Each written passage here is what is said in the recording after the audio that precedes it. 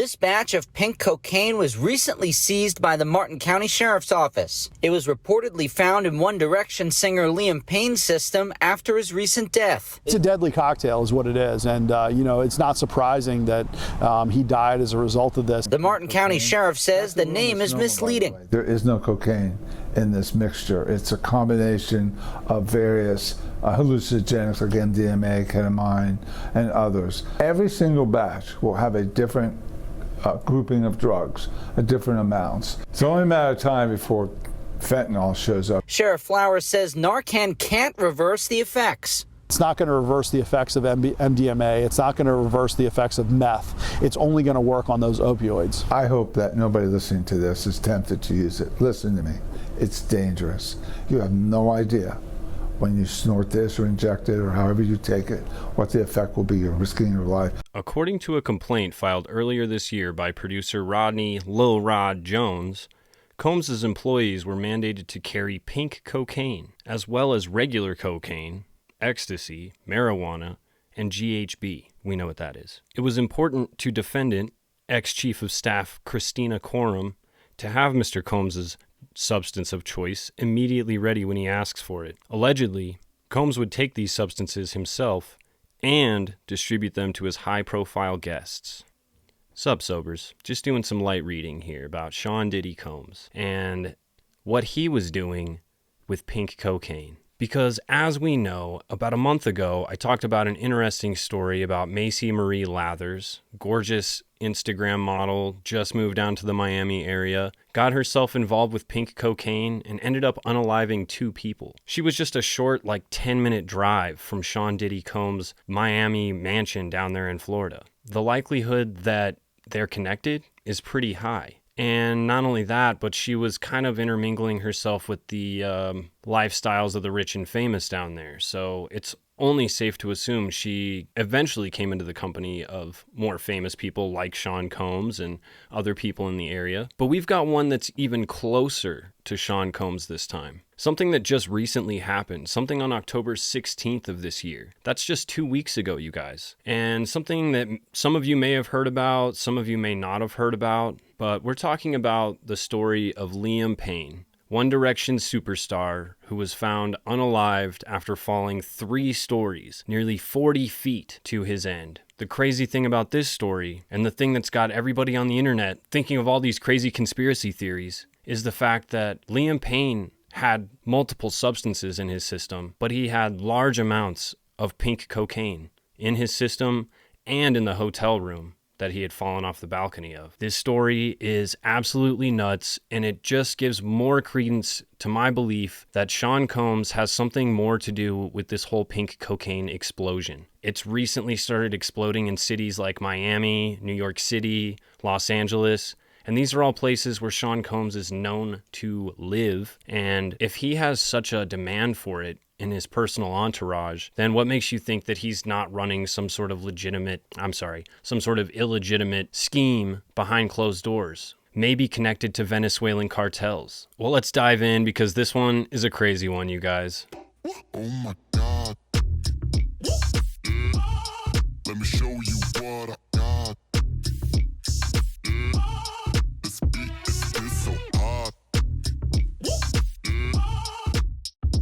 Oh my God. So I'm not really into boy bands as much as I used to be when I was like 10 or 12. I used to love the Backstreet Boys. Well, I still do. And NSYNC, 98 Degrees, all the classic boy bands that came out when we were younger. I loved them. It was great. The music was phenomenal. But there's one boy band that skyrocketed above all others, and that would be One Direction. And I never really listened to One Direction. I've probably heard some of their songs just because they're so popular. And I, of course, know of them and about them and the fact that they birthed so many amazing solo artists. But I did not know who Liam Payne was. And when I was doing my research, seeing this story about him and what had happened to him and his whole life story, honestly, it's so tragic and so interesting. And it is a perfect example of just how dangerous and just how controlling and serious substance abuse is and addiction is. It just goes to show how difficult it is for some people to get out of it. Even people who you think have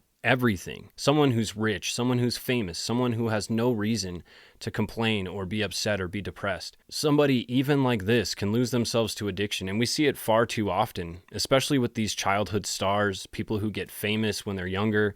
They miss that opportunity to kind of grow up and learn who they are and learn about themselves. And the story of Liam Payne is exactly that, and unfortunately has a tragic ending as well. On October 16th, 2024, just 2 weeks ago, like I mentioned, Liam Payne was staying at the Casa Sur Palermo Hotel down in Buenos Aires, Argentina, and he was just down there on holiday with his current girlfriend. At this time, Liam's dating a beautiful supermodel named Kate Cassidy, but at this point, they wanted to take a quick vacation, take a little holiday down to Buenos Aires, Argentina, and they wanted to catch a show. Niall Horan, one of the former One Direction guys, was going to be playing a show down in Argentina at one of the same venues that Liam was actually supposed to have played on his tour that he had announced. And so we're not really sure exactly why he wanted to go to this show, but he did. He wanted to make it to this show, and he says that he has some words to exchange with his boy Niall. It's not bad stuff, it's no negative vibes, but he has some things he wants to talk to him about. So he heads down to Argentina, and what starts as a 5-day vacation turns into a 2-week-long vacation for these two. They're just having so much fun. They're just enjoying their time down there. They're doing things like playing polo, just checking out the sights, enjoying the city, enjoying the beautiful weather. And after about 2 weeks, they have to get back to take care of some of their responsibilities, but Liam doesn't really want to head back yet, so Kate decides she's going to head back on her own. She's going to take care of the dog and do some of the things they need to get done. We're not 100% sure exactly why she decided to leave, if there was maybe a fight involved, if there was some reason behind her actually taking off and leaving him behind, or if she just legitimately wanted to get back and he legitimately just wanted to stay. All of those are very likely options, but we're not 100% sure at this time. Now, Liam stays down in Argentina, and as he does this, he begins to go on a bender, essentially. He begins by getting completely obliterated drunk and gets kicked out of the hotel that him and Kate were actually staying at. And because of him getting kicked out of that hotel, he has to find somewhere else to go. So he finds the Casa Sur Palermo Hotel, and he goes over there, checks into that hotel, and decides he's going to stay there instead. Now, this is when he starts to really pick things up, and his behavior starts to get really erratic and really out of control. So he's at this hotel, and there's a young lady. She's just referred to as Rebecca. We're not really sure exactly who this young lady is, but she recounts seeing Liam in the hotel lobby just a few hours before he was found unalived. And what she recounts is that he was acting really, really aggressive and kind of just over the top, trying to get everybody in the lobby and anybody that was in the vicinity to notice him and recognize him and kind of want to give him accolades and show him love and just essentially recognize him. But he was doing it in this weird, awkward, forceful way. Like, hey, look at me. At some point, she recalls him literally just exclaiming in the middle of the lobby, "Yes, I am Liam." And there's a bunch of people in the lobby that do recognize him, but they're so pushed away and so turned off by how he's acting and how crazy he seems at the time that they don't really even want to approach him. But this girl, Rebecca, sees him kind of talking to some fans. He's taking pictures with people. He's signing autographs.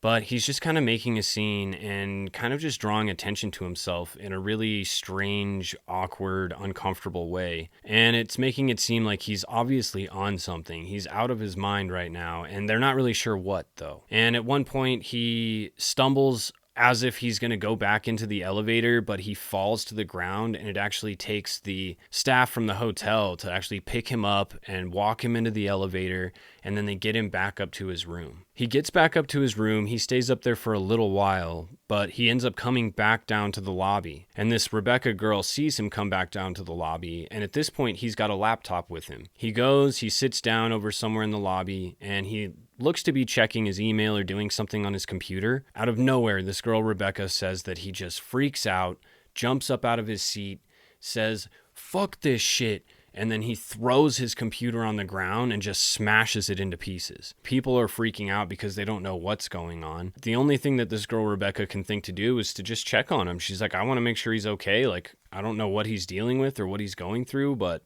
I just want to make sure that he's okay. So she goes over, she asks if he's okay. he kind of just grunts and scoffs her off and just kind of ignores her. And then after that, all he says is, I was in a boy band when I was younger, and that's why I'm so fucked up. And then after that, he kind of just storms off and takes off back up to his room. Now, of course, the hotel staff saw this all happen as well because it happened in the lobby. And as he goes back up to his room, the hotel staff decides, like, this is out of control. We need to do something. We're going to call some help for this guy. We're going to call 911. So they dial 911 and they let them know, like, yeah, we've got this guest. He's going crazy. He's acting very violent. He's clearly drunk and likely high on some sort of substance. We're not really sure, but he is definitely on something. And he's just being over the top violent and crazy. And now we're getting reports from other guests in the hotel that are nearby saying that there's loud crashing sounds. It sounds like there's just loud thuds and just... It sounds like something crazy is going on, to the point where the guests thought that there was construction or something happening to the hotel. But no, it was just Liam up in his room going crazy, throwing everything he can, destroying the entire hotel room, just absolutely losing his mind. ¿Qué sucede en el lugar, señor? Bueno, tenemos un huésped que está sobrepasado de droga y alcohol y cuando está consciente está rompiendo toda la habitación y bueno, necesitamos que manden a alguien, por favor. Bajo efectos de alcohol y estupefaciente, ¿no, señor? Sí, correcto. Y necesitamos que nos envíen a alguien urgente porque, bueno, yo no sé si corre riesgo la vida del huésped. Está en una habitación que tiene balcón y, bueno, estamos un poco con temor de que haga algo que le ponga en riesgo su vida. ¿Hace cuánto que está ahí o es un hotel de vivienda? No, es hace 2 o 3 días que está acá. Now, while on the phone with the 911 dispatcher, they tell him, like, we're really worried about this guy because he is really, really messed up and he has a hotel room with a balcony. And we're not sure if he's safe up there. Like, he may fall off that balcony. He may try to hurt himself.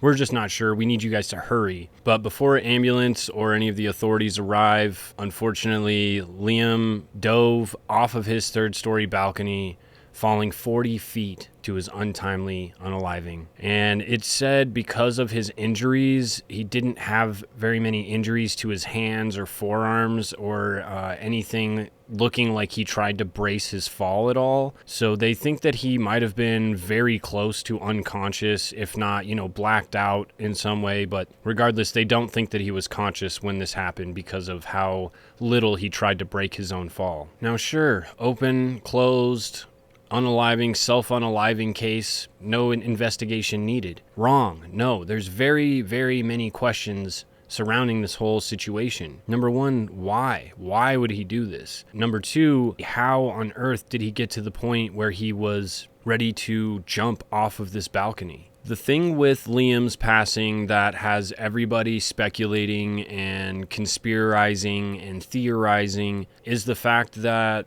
a week after this happened, authorities raided the hotel. They got all of the camera footage, they got all this evidence, and they started collecting anything they could trying to investigate this case. Because the case has so many questions, it was ruled as a suspicious homicide, but they're not really sure what or why or where or how. So they're doing some more investigating. And the thing that was the most concerning was all the crazy amount of substances they found in the hotel room once they did their investigation after the fact. Now, a toxicology report would show copious amounts of pink cocaine, which usually consists of methamphetamine, MDMA, and ketamine. So pretty crazy mixture of substances. But on top of that, they also found clonazepam and they also found crack cocaine and regular cocaine. So the guy was on a lot of substances. There's no way that's good for your body, number 1. Even more than that, he had multiple open alcohol containers, and it was shown that he was extremely drunk at the time as well. As we'll get into, you'll see he had a long history and battle with substance abuse. Now, with all these recent links of pink cocaine back to Diddy, with the recent 100+ name indictment that's coming out with all of these charges against certain people of accomplices or whatever, there's all kinds of charges coming out. Who knows what the email said that Liam saw right before he decided to unalive himself. That's where the speculation comes in, and that's what's causing so much commotion about this case. Was this an accident? Was this an intentional unaliving? Or was this something more sinister? Was this a silencing? In order to really understand where Liam was in his head at that point, we've got to go back a little bit and understand how he got to that point. Liam Payne was born August 29th, 1993, and he was born in Wolverhampton, England. And I'm not really familiar with England too much to know where that is, like anything about it, honestly. His mom, her name was Karen Payne. His dad's name was Jeff Payne. His mom was an infant baby nurse. And his dad, it says he was a fitter. I'm not sure what that even is. But he was actually born 3 weeks premature. And because of that, he had tons of health issues all the way up until he was about 4 years old.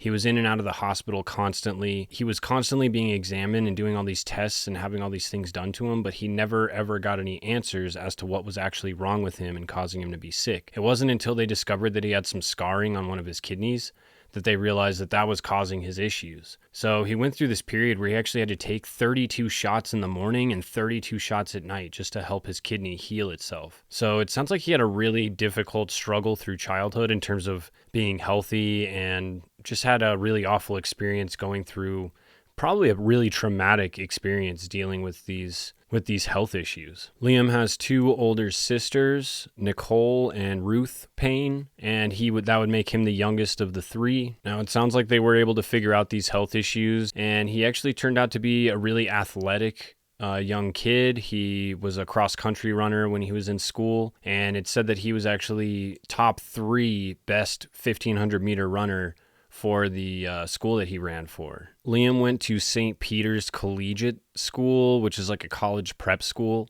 and he actually passed 11 GCSEs, which are like a standardized test where you can kind of test out of grades. At the age of 16 or earlier, you can pass these tests to show that you have the knowledge needed to get through those grades, and it'll allow you to advance on to more advanced schooling, in which case Liam actually went to study music technology at the Wolverhampton College where he was from. Liam was introduced to show business at about the age of 12. He worked with this theater company, and he was actually in a play where he played Tony Manero from Saturday Night Fever. I'm not really familiar with Saturday Night Fever, but this is where he kind of got started with his acting, got his interest in singing, music. This is where he really started to get a taste for being on stage. Then in 2008, he took the chance of a lifetime and he went on X Factor and tried out his chances to see if he could be the next famous singer. And if you guys don't really know, X Factor is very much like The Voice or America's Got Talent or American Idol. It's like American Idol, but for England. And so he went on this show in 2008. He sang Fly Me to the Moon by Frank Sinatra,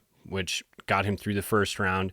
He did get cut at the boot camp stage, though. However, Simon Cowell actually changed his mind about him and called him back. He performed again, but he was unfortunately still cut.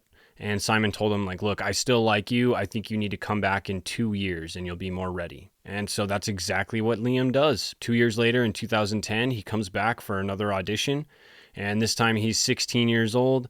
And while he goes through this audition experience, kind of similar experience, he passes through the first round. But then during the boot camp stage, they don't think he's going to keep advancing through. So what they do is Simon Cowell kind of last minute throws together this group of 5 of the solo contestants and creates this little group, and they call it One Direction. Now, the group itself, they don't win and take the cake of the X Factor and blow everybody out of the water.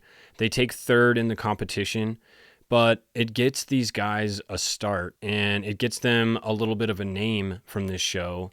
And from there, they just skyrocket to success. Within that same year, they signed to Simon Cowell's Psycho Entertainment label, and they also produced a #1 UK Billboard hit called What Makes You Beautiful, which I think I actually have heard that song. Now, it doesn't just chart in the UK, it also charts in the US, and these guys just become an overnight sensation. They start going on tour, they start writing music, and they start producing albums. These guys make 4 albums in a row. They're the only band in the history of the Billboard's charts to have all 4 of their albums debut at #1 on the charts, which is pretty crazy. In 58 years, nobody else has ever done that. And then One Direction comes through and their first 4 albums all debut at number 1. That's very impressive. So not only do they make history for that reason, but they become literally the most successful, explosive boy band of all time, surpassing the Backstreet Boys, NSYNC, 98 Degrees, all of them. And those guys were huge. I mean, if you think about the explosion that they experienced, it's very similar, but One Direction was even bigger than that. Now, for 4 years, the band is on the grind, touring, writing, just living the tour life. A lot of people might think that that sounds great, but honestly, that sounds really taxing. That sounds really hard. And one of the things that Liam talks a lot about is how all of the guys really just turned to drinking, because the only way to really keep these kids safe, because they were still minors at the time, they're still young guys, they're still not able to just go out and do whatever they want. So the easiest way to keep tabs on them was to just lock them in their room. These hotel rooms would always have a little mini bar and all these other things. So pretty much they decided to just start having little parties for one in their hotel room. And it just kind of became a habit to where that was their safety. That was their safe space. And then not only that, but the social anxiety that comes with being a performer like that and being around so many crazed fans, especially fans like One Direction fans. He talks a lot about how his substance abuse really started during this time period because he was really turning to alcohol for comfort, and that was really the only thing that he used to cope through this whole time period. Being a young person who had no coping skills and was also not learning about any coping skills, but was just grinding as hard as you possibly could grind. Now, the band makes it up to 2015, and at that point, Zayn Malik decides that he wants to be the first one to break out of the group. He starts to get these feelings that the band isn't really going to have much of a future. The other band members didn't re-sign their contracts. He's just got bad feelings about it. And on top of that, the band members were starting to get really sick of each other, and they were constantly fighting and bickering with each other to the point where it just made sense for the band to start moving a different direction instead of the One Direction. Malik decides that he's going to break off and try to be the first one to get his solo career started. So in 2015, he leaves the band, and that leaves a bit of a hole, especially in a group with 5 guys, and they usually all have different placements in terms of their voice and their style. And so that left Liam kind of picking up a lot of the slack. He had to pick up a lot of the writing, and he kind of stepped in Malik's place to replace him as their falsetto. Kind of helped keep the band rolling, but he definitely took on more of the responsibilities on his shoulders from this point forward. Now, that doesn't mean the end of the troubles for the band. In fact, that was just the beginning of the end. Over the next year, the band continues to not get along. Things are more stressful than ever, and they're really not able to focus on a solid future or agree on much of anything. So after completing all the responsibilities that they had already scheduled as a band, the band decided to take an indefinite hiatus in 2016, and One Direction was no more. However, we do see the birth of multiple solo careers from this because all of those guys are truly talented. And so we see like Harry Styles blowing up.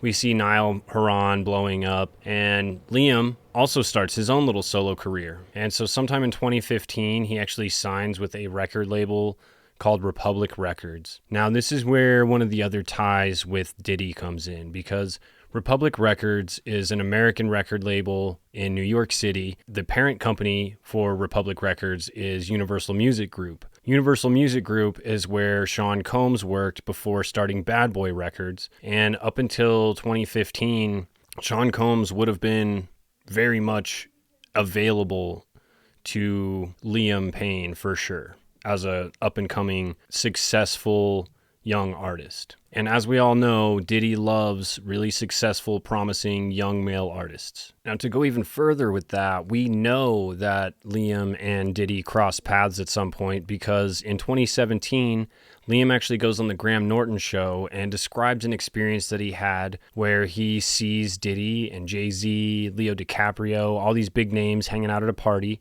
And he decides at some point he's going to go up and meet and introduce himself to Diddy. And as he goes up, he shakes his hand and says hi to him. And the only thing that Diddy does is just let out this super maniacal, evil laugh. And he talks about how it was a really uncomfortable, one of the longest handshakes of his entire life. And from there, he was kind of creeped out, but he was like not really sure what to do. So he's like, well, I guess I'll go try to talk to somebody else. So he goes and he tries to talk to Jay-Z.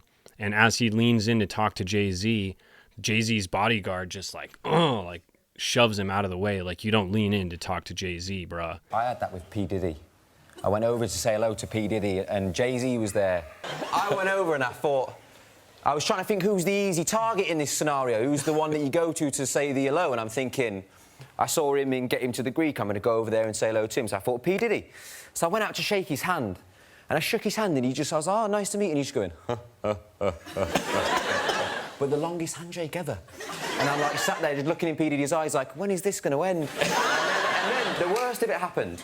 The worst of it happened, there was a whole thing with Jay-Z and I went to lean in to speak to him. But you can't lean in to speak to Jay-Z, you're not allowed to lean in. And his bodyguard just like shoved me like this and I went flying across the room. And I was like, right, I'm just going to go and sit over here with Eddie Golden. That experience alone has sparked a whole bunch of people talking about the conspiracy that he was scared of Diddy. He had these really fearful ideas about who Diddy was. And because of that fear and because of that interaction, people think that Liam had reason to be scared of Diddy, and they think that reason is because he had something to do with, well, Diddy's parties, all of the allegations against Diddy, all of the things that are going on right now. So the likelihood that they were at other parties together is probably pretty likely. Even though there's not many instances recorded or known about Liam interacting with Sean Combs, the possibility is still there. And there's a whole lot of things about Liam Payne's life that are really not well known because he has these periods where he goes in and out of the spotlight. Now, Liam's solo career actually starts off with a bang. He releases in 2017, Strip That Down, which ends up being a number 10 release on the Billboard Top 100. And within that same year, he releases two more singles, Get Low and Bedroom Floor, both of which rank top 30 in the Billboard Top 100. So he's starting out hot. He's got a good background, people still know who he is, and he's now got this solo career that is seeming to be successful. Things after One Direction may not be so bad for Liam. During this same year, Liam actually has a son named Bear with his current girlfriend at the time. Her name's Cheryl. Now, their relationship only lasts about another year before they decide to split up. Now, Liam's coming out of the gates hot. He's got a fiery solo career. His songs are hitting the charts. He is, and by all accounts, doing really well. But this is when his personal life starts to go downhill. This is when his addiction and substance use starts to hit an all-time high. And he also starts to date a young lady named Maya Henry. And Maya is a model. She's a gorgeous young lady. And their relationship is kind of on and off. But it gets so serious that they do decide to get engaged to each other. And then sometime in 2020, they break off the engagement. Then they get back together and they decide to get re-engaged. But then in 2022, they finally decide to break everything off for good. It's over the course of this period of their relationship where it seems like his substance abuse got really, really bad. Now, sometime in 2021, Liam actually goes on the Diary of a CEO podcast, and he's talking a lot about his alcoholism. He's talking a lot about his addictions journey and how he's recently gotten sober. And it sounds like by the time of that podcast, he had been sober for maybe like 3 months. So still pretty fresh in the journey, but it sounds like he was at least focused on it. And when he starts to get sober, you can see him start to make moves in his career, and you can see him start to really focus and buckle down. And then when you see him start to kind of fall away from things and you don't see much activity from him, that's usually when he's starting to fall more into his addiction patterns. And it's unfortunate because I feel like he is such a great talent, but with such hard addiction issues that he's struggling with and such difficult mental health issues he's struggling with as well. It sounds like he's very envious of his bandmates. It sounds like he has a lot of, pressure around being successful and being a certain person and upholding a certain image. And I think that can get to anybody, honestly. But in 2019, he releases his debut album, LP1, and the album does decently well. It doesn't flop by any means, but it's not like a number one top hit. And I think around this same time, he's got, members of the band are also doing their solo thing, and their music is performing really well also. I think that he's got a lot of pressure to continue to maintain his status and to continue to try and keep up with his former bandmates. And on top of that, he's struggling with an intense addiction issue, which automatically throws your brain into kind of a different realm of existence. Now, fast forward up to June of 2022. At this point, Liam and Maya have split because likely all the issues with his addiction, and it sounds like there's a lot more going on with those two, and they decide to split for good. So in June of 2022, Liam is seeming to be back to his old ways. One of the things he's heavily criticized for is for going on Logan Paul's podcast. And when he goes on the podcast, he's just kind of throwing his former bandmates from One Direction under the bus. He's talking about how Simon Cowell made One Direction solely for him. He's just got this arrogant, cocky attitude, but above everything else, he's like visibly drunk on the podcast. And it's just not a good look, especially when he just came out of this whole podcast with Diary of a CEO less than a year prior, and he's talking about his sober journey and how he's working on getting sober and focusing on his health. And then the next thing we see really with him in the spotlight is this podcast with Logan Paul. And it's just not a good look for him. It definitely gets a lot of backlash online. People are sending him quite a bit of hate for this whole issue. And he doesn't take this hate stuff very well. He doesn't take the public shame that they seem to put on him very well. And it causes him to dive deeper into his addiction and dive deeper into this depression that he's in. Now, there's a few other things that happened during this time period that are in the public spotlight, not nearly as big as this, but things that just cause Liam to realize that he's spiraling back down again. And he kind of disappears. He falls off the map until sometime in 2023 when he comes back with this random post that he makes on YouTube. And the post is titled, "I'm Back." And he talks about how he's back from having focused on himself for the last 100 days. I'm back. My last upload was May the 1st or something like that. 31st. Wow, it's been a while. I just took a little bit of time out actually. Sorry for the MIA. You guys know there was a few reasons why I did that. And I just needed to take a little bit of time out for myself actually, because I kind of became somebody who I didn't really recognise anymore, and I'm sure you guys didn't either. So last time you guys saw me, I was in Minneapolis, which was a good time, part of it. I met some great friends. I met Gary Vee, who you all know is a very inspirational person. And then I went on the Logan Paul podcast. Can't even say it. I mean, it was nice to meet Logan, the man behind the many videos. I still got a lot of respect for those guys actually. I really like them. I'm not going to let anybody else take any blame for stuff that I said. I know there was a lot of hate online for them, and I actually thought it was rather unfair because they didn't really do anything wrong with their job really. I think for me a lot of what I just said just came from the wrong place. I was so angry at what was going on around me, and instead of taking a look inwards, I decided to look outwards at everybody else, and I just think, I just took it out on everybody else, which is just wrong really, and my own frustrations with my own career and where I kind of landed. I took shots at everybody else, which is wrong. So obviously I want to apologise for that in the first instance, because that's definitely not me. Obviously one of the biggest remarks I made was about the One Direction thing, and a lot of self-protection I suppose in that moment more than anything. The rest of the boys are really stuck by me, and when I needed them most, they kind of came to the rescue. Even Zayn as well, which is why I did send him a little thank you online actually. It came across really big-headed, didn't it? Wow. It was hard for me to watch back. I think in those moments when you make these videos, you don't realise the impact that your words might have on other people. I mean, looking back on it, the whole podcast was, let's say, a big L, and not in the Liam kind. In fact, it's probably one of those life-changing moments that saved my life in a way, and without it I wouldn't have, I went through a lot, don't get me wrong, but to actually arrive where I am here today and where I hope we're going to go forward together, it could be one of those makers or breakers. Eventually it comes out that he was actually in rehab for 100 days. He must have checked himself into rehab. And if you check yourself into rehab for 100 days, it's usually something more serious than alcohol, because they usually only do like 30, 60-day programs for that. So I would imagine he was on harder things at that point, and it was something that he needed serious help with. So good for him for going to rehab. And once he gets out of rehab, he actually seems to be making moves finally, because up until this point, he'd released that debut in 2019, but it's now 2023. He's not done any more music. He's not really done much else in terms of moving forward with this solo music career. I mean, that's got to cause some pressure and stress in and of itself, but then couple that with him fighting an addiction issue. It sounds like once he finally got that under control, the first thing he wanted to do was buckle down and start focusing on getting his solo career back up and running again. One of the other things that he talks about in this video is just an apology for his actions on the Logan Paul podcast and for the things that he said about his former bandmates, and just overall for his actions on the podcast. And then not only that, but he goes into a little bit about his new diagnosis, and he doesn't really explain it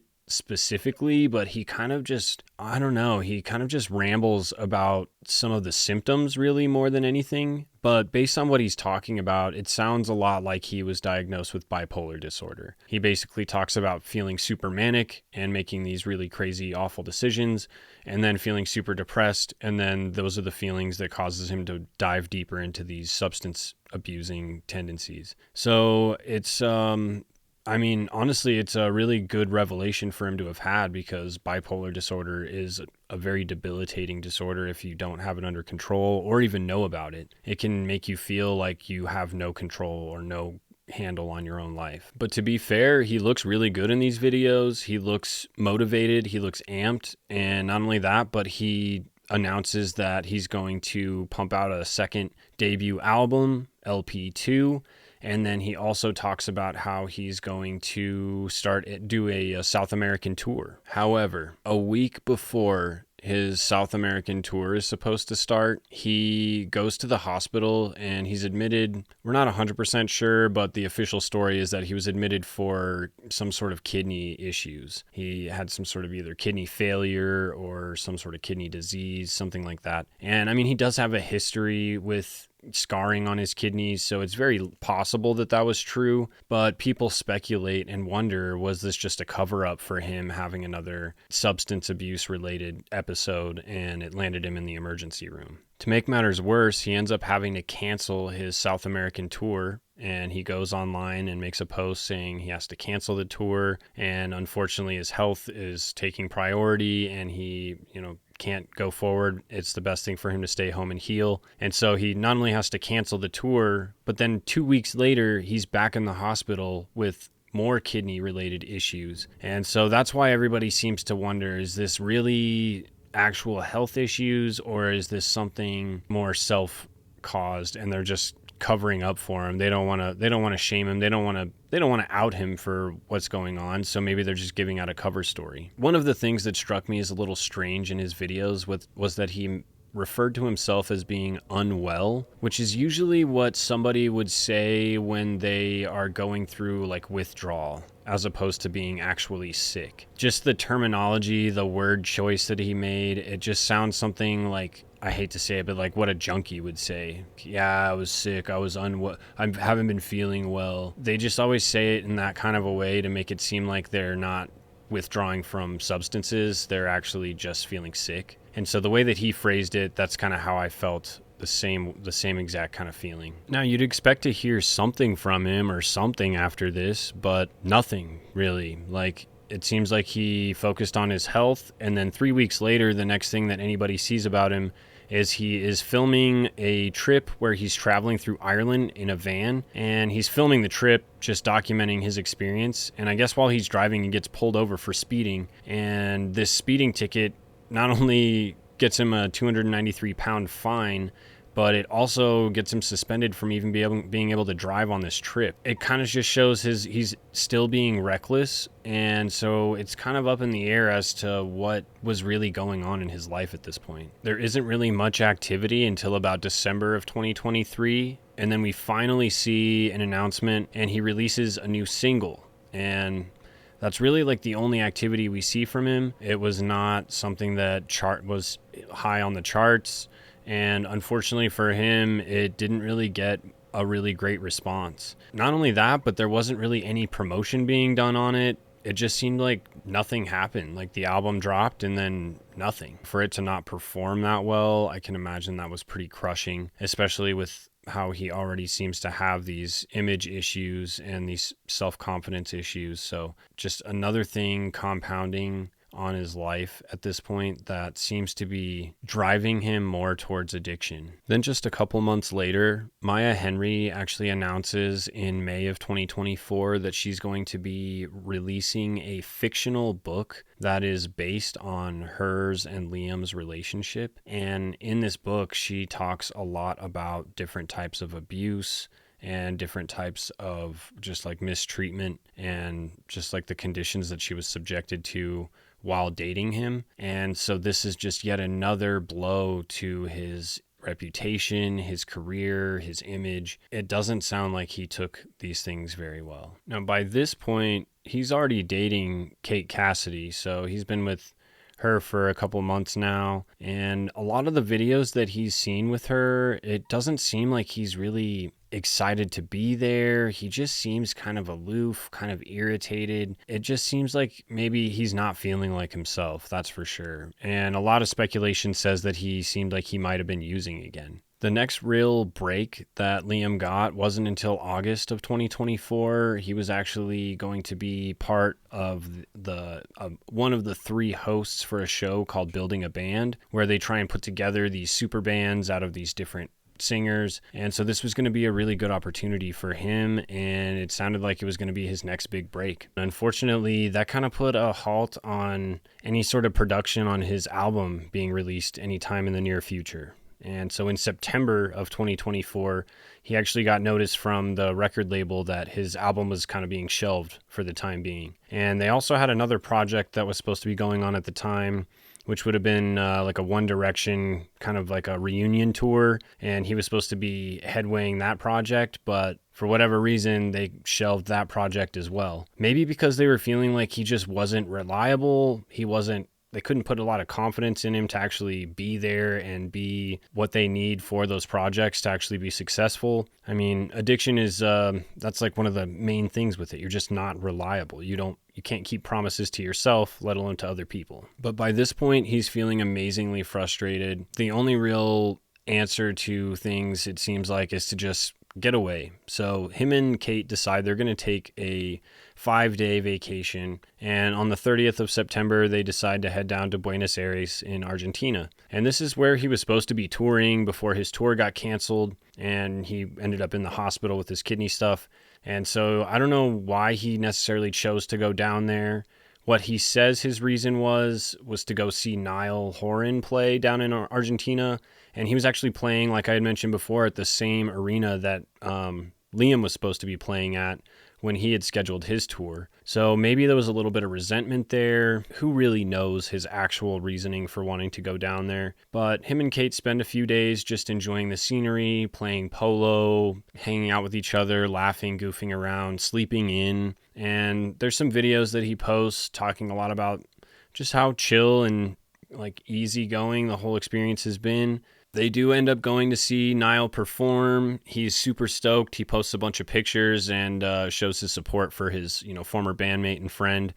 And so that's really cool to see. The one thing that people didn't seem to like about Liam being there was he seemed to be kind of like just seeking attention. Like he was in his box and viewing from his box. He kept trying to get fans' attention and he kept posing for fans. And at one point he was leading people in the Macarena, and the security guard even tried to come out and get him to stop, and he refused to stop. So it's just weird. He seems to have this real desperation for the spotlight and that fandom that he had before in One Direction.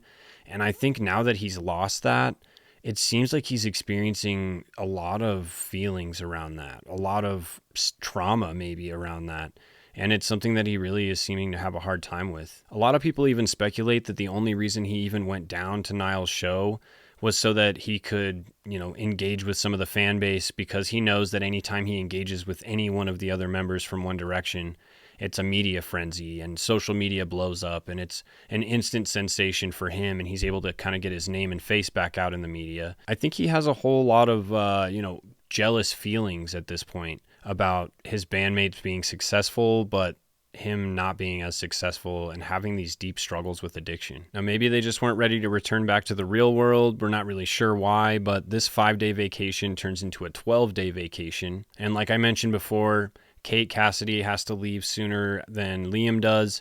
And on the 12th of October, she actually leaves. And this is just going to catch us up to where we started our story. Now, things get pretty real for Liam real fast, because on the same day that Kate heads home and heads back to Florida, Liam actually gets served with a cease and desist letter saying that he needs to stop contacting and trying to, essentially stalking Maya Henry. She claims that he was continuously blowing up her phone, emailing, calling, blowing up her mom's phone, just doing all these crazy things. And she even posts like a TikTok video talking about her experience with all of this. And it's even one of the reasons that kind of leads her into why she wants to write this book about her experience with him, to kind of spread awareness and help other people that might be in the same situation or something similar. Y'all don't even know what happens behind closed doors or in private. Ever since we broke up, he messages me, will blow up my phone, mind you, not only from his phone number, it's always from different phone numbers too. So I never know where it's going to come from. He'll create new iCloud accounts to iMessage me. It's always a damn new iCloud account. I'm like, every time I see one pop up on my phone, I'm like, here we fucking go again. Also will email me. And he does this when he gets his phone taken away. Also, not only me, but he'll blow up my mom's phone. Is that normal behavior to you?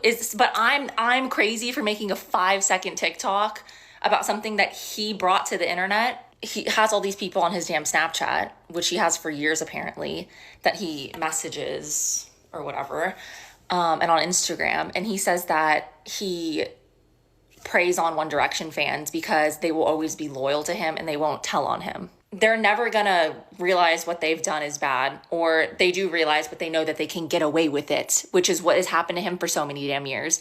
Everything gets swept under the rug. Everything gets hidden for him. I don't know who the hell is behind all of this, but nothing ever comes out about him. Even more than that, Maya goes on this podcast and she is talking about a podcast that Liam actually was on, where he had released some information and kind of talked a little bit about their relationship. And so she goes on a podcast and is kind of sharing some of her experience of their relationship and how he uses the idea of unaliving himself or harming himself to kind of get his way, which is a very narcissistic tendency, a very narcissistic trait, trying to basically guilt trip somebody into feeling sorry for you in order to manipulate them into talking to you. And so that's essentially what he would do. And that's what she said, is like, that's mental and emotional abuse. And she knows that the kind of things that he does. So she knows that it's a very real possibility that he actually could hurt himself. So she doesn't not take it seriously. So every time if he says things like that, she takes it very seriously, but that's a very manipulative tactic to kind of get his way. So she talks a lot about that. And in that video posting on that same day, it just creates a whole whirlwind of a media storm that Liam is going to end up having to come back to the US to. He mildly is going to have to deal with it over in Argentina, but not the same way he's going to have to deal with it in the US. So this could be a contributing factor to why he stayed behind and Kate ended up going back to Florida. Not really sure. Now, moving up to October 16th, the morning that he actually was unalived, he actually talked to a friend of his named Jody Richards, and she says that he reported being super chill and he was having a really good morning.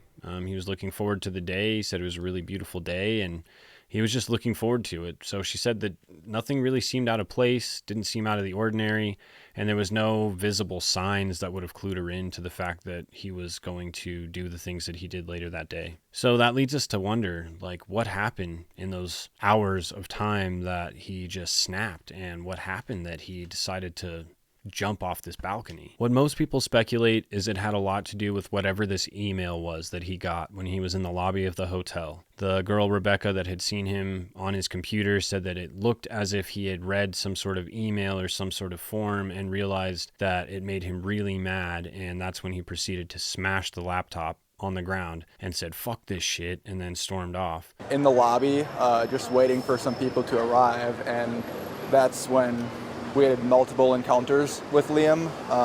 Multiple times had come down to the lobby, was causing a disturbance, kept being escorted back up to his room.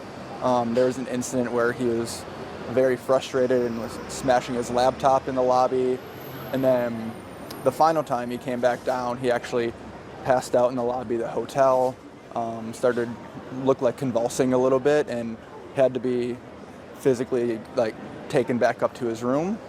And that was about 5 minutes before the eventual incident that happened. So I was in my hotel room, 2 floors directly below, and saw the body fall through, looking out the window, saw the body fall, and obviously heard the aftermath and could see his body on the ground afterwards. Whatever this email said is likely going to be a main contributing factor to why he went upstairs and lost complete control. But I would also go as far as to say that whatever substances he was on likely were a major contributing factor to what he ended up doing, which was jumping off of this balcony. And pink cocaine is not a light substance. I mean, it's a mixture of multiple super heavy substances. And like the video originally and that we started this whole episode with was saying, it's only a matter of time before fentanyl sneaks its way in there. And then we're going to see more people losing their life. And so that's why I wanted to bring this up, because I know some people might say it's a loose connection, but I don't feel like it is. I feel like it's not a coincidence that since Diddy has been linked to this pink cocaine stuff being more prevalent and being trafficked through his networks, I believe it's very likely that he has been helping the Venezuelan cartels traffic this stuff into the U.S., and he might be a big part of this network that's getting these substances into our country. So it is something that is costing. This is now the second story of someone. My first story, 2 people died. In this story, Liam died, who is a superstar, phenomenal singer, songwriter, and by all accounts, just someone who unfortunately struggled with addiction. When these things are readily available and they're being pushed on people and they're being glorified in the media, it is scary to think that more people could fall victim to this substance and more people could experience the same thing that Liam went through. One of the other major links between Liam and this whole Pink Cocaine and Diddy network is the fact that he was working at the same, under the same parent company of a record label. So it's very likely that the two of them crossed paths at some point or were at least at the same functions, or who knows, they could have had a more in-depth relationship than even we understand. With Bad Boy Records being under UMB as a parent company from 2009 through 2015, Liam having started his solo career in 2015, there is definitely a link there. Plus, that was all in New York City. Now, 3 weeks prior to his passing, Liam actually started renting this $1 million mansion in Wellington, Florida. And it's like $9,500 a month that him and Kate are staying in this place. Also, I put in Diddy's address and typed in Wellington, Florida to see just how far away they are. And it's only 2 hours north of Miami, Florida, 2 hours north of Diddy's mansion in Miami, Florida, to be exact. And now I'm not even saying that it was Diddy that was supplying him, but whatever this network of pink cocaine supply that Diddy has going is what has been supplying people in the Miami area, in the New York area, in the Los Angeles area, and maybe even in more areas than that. I've read that there's pink cocaine flooding Colorado as well, which is where I'm at. So who knows really what the situation is, but the coincidence is too strange for it to just be a coincidence to me. I haven't heard of pink cocaine one time, and now I've heard of it 3 times in less than a month. So I think that that's an interesting coincidence for sure. And then one of the last pieces I wanted to bring up is that there is some speculation that it is possible that the email that Liam got could have been something along the lines of an indictment. Some people say he might have been asked to testify against Diddy in the upcoming trial. That could all be grasping at straws, but it also could have some validity, especially with the fact that he was a high-profile celebrity in the music industry that could have had ties and could have been, with how gone he was in his addiction, in his substance abuse, it's very likely that he was at those those types of parties, or at least big celebrity parties that were around those types of people. So the likelihood is very high. When you do substances, you aren't the same type of person that you normally are, and you do things that you wouldn't normally do. So whether we believe he would do it or not doesn't necessarily change the fact that he may or may not have been at one of those parties, and there could be some indictments that were coming his way. So there's a lot of people that think that either he was going to testify against Diddy and he had him silenced, or another likely option would be that these indictments maybe named him as an accomplice or in some way guilty of something, and so that might have been too much for him to handle, and maybe that was why he chose to end it. We really don't know without seeing what these emails are that actually were on his computer before he smashed it, and maybe we won't since he smashed that laptop. I'm not really sure. But at this point, things still remain a mystery. And I think that's what attracted me the most about this case is there's really no question as to whether there was somebody else involved, but what were his motives, especially for somebody who seemingly had everything and decided to